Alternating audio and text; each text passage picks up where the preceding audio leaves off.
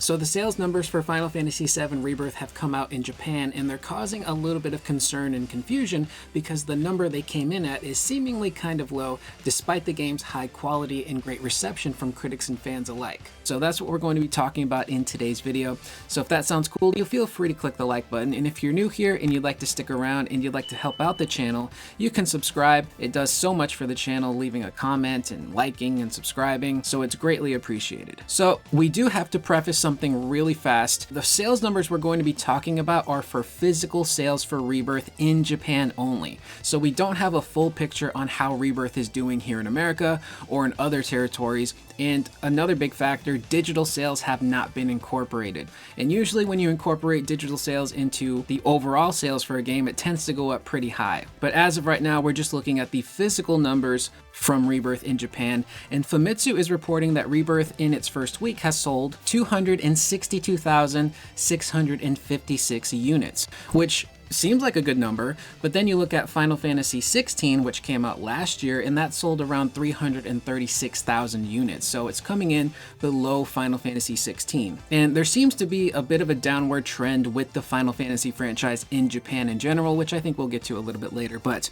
again, physical sales are one thing, and in Japan in particular, physical sales kind of seem to be on the decline, especially if you're Sony. Sony's presence is nowhere near as big as it used to be in Japan, and they seem to be making a bit of a shift away from the Japanese market and focusing a lot more on Western audiences. And with Rebirth being a PlayStation 5 exclusive, I'm not shocked that it's not doing better in Japan. The only company that really seems to be impervious to all of this stuff is Nintendo.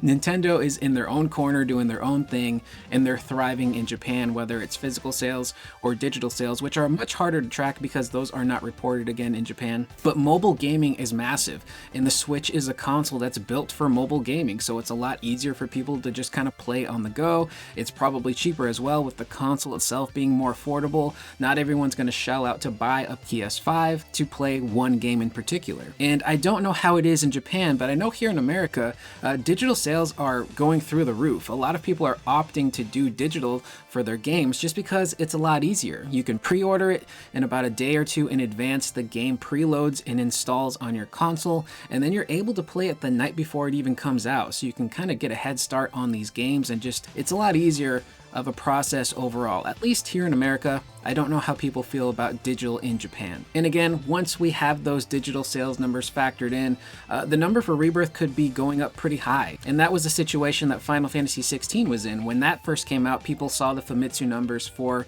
16, and they saw 336,000 units, and they started shouting doom and gloom. This is a bad number, the franchise is doing terrible, the game's not going to do well. So Rebirth is kind of experiencing that same narrative, although Rebirth is coming in under 16's. But once digital was all factored in, 16 ended up selling 3 million units in its first week, which is a pretty solid number. One of the other things I see people bring up is the install base for the PlayStation 5 being a lot smaller than the PlayStation 4 when Remake came out, which is true. Remake came out at a really perfect time for that game. The install base on the PS4 was massive, and we were also in the midst of a lockdown with the C virus, so a lot more people were spending time at home watching movies, playing games, so I think that was encouraging people to just kind of go out and take a leap of faith on a game and buy it and play it there at their house. And the reason I don't really see the install base being a huge issue here is that 16 released on an even smaller install base than Rebirth did, and it sold more in its first week. But there's a lot of factors that kind of go in with 16. The demo for 16 was absolutely astounding, and I know that demo sold a lot of people on that game. And then once they played the game, like myself, I kind of lost a little bit of interest and had bigger issues with it, but that demo was fantastic, and I think sold a lot of people on Final Fantasy XVI. Speaking of Final Fantasy XVI, Rebirth is a sequel. That in itself can be very daunting, especially if you didn't play Remake. And even though Square Enix is telling people, yeah, you can jump right into Rebirth, as someone who has experienced all of Final Fantasy VII, I don't think that's a good idea. If you were to just jump into Rebirth, you would be pretty lost with a lot of the story stuff, character relationships, and although they do a pretty good job of a story so far, recapping the events of 7 Remake, I really feel like that's a story that you have to play through and experience on your own to really fully appreciate everything that's being done in Rebirth. And comparing that to Final Fantasy 16, 16 was a brand new Final Fantasy. It was a standalone game. You didn't need to play anything prior to 16 to understand what that world was, what the story was, or what the characters are. So being a sequel in itself can be pretty overwhelming. A lot of people might want to stand back and wait for the third part to come out and then they can play the entire trilogy in one go. Some people want to actually wait for the PC version. So it can be a lot of work to get into a sequel. Another thing I've seen people throw out there is the gameplay. Apparently Final Fantasy has been damaged or ruined to some people because they're putting a lot more emphasis on action gameplay. Now personally, I really like the action aspects of Final Fantasy 15, 16, as well as 7 Remake and Rebirth. Again, I think Rebirth and Remake kind of have the perfect blend of that action with RPG elements and still utilizing things like ATB and a command-based menu system. I think it does that really well. So I honestly don't really see that being an issue. Sure, there are people that are not happy with the direction the franchise has gone, incorporating more action. You have a lot of die-hard turn-based fans out there that want Final Fantasy to go back to turn-based, and I've even seen some people say this, and I don't think it's true. I think it's actually kind of ridiculous. But some people have said that if Final Fantasy were to ditch action and completely revert back to turn-based, it would be a revitalization for the franchise, and now it would suddenly be selling tens of millions of units, which I think is kind of silly. I don't think that would happen. If anything, I think the action has probably brought more people in than it would have if it just kind of stayed traditional turn-based. Another thing, the PC version. It's pretty much a given that Rebirth will eventually release on PC.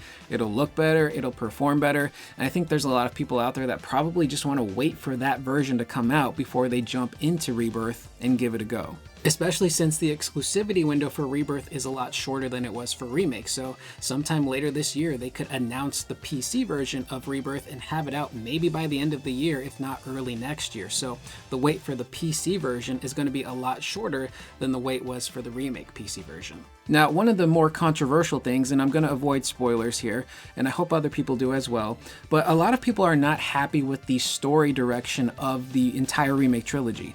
There's people out there that just wanted that simplified one-to-one remake where they kept the entire story the same, maybe released it in just one copy instead of doing sequels, and they're not a fan of some of the newer stuff they're doing. And for the most part, again, I haven't finished Rebirth, but looking at Remake and where I am now in Rebirth, the story is still relatively the same. It's just some of those story beats on how you get to the bigger stuff that's changed, and the introduction of new characters is what's different. But even though, like, a lot of people just wanted that genuine retelling of the original, they didn't want anything new, they didn't want any spices or seasonings added to it, they wanted it the way that they grew up with it. So that could be a big turn off to people as well. And then the last one is just kind of like the health of Final Fantasy in general. Is Final Fantasy just not as popular as it used to be? Is it on a decline?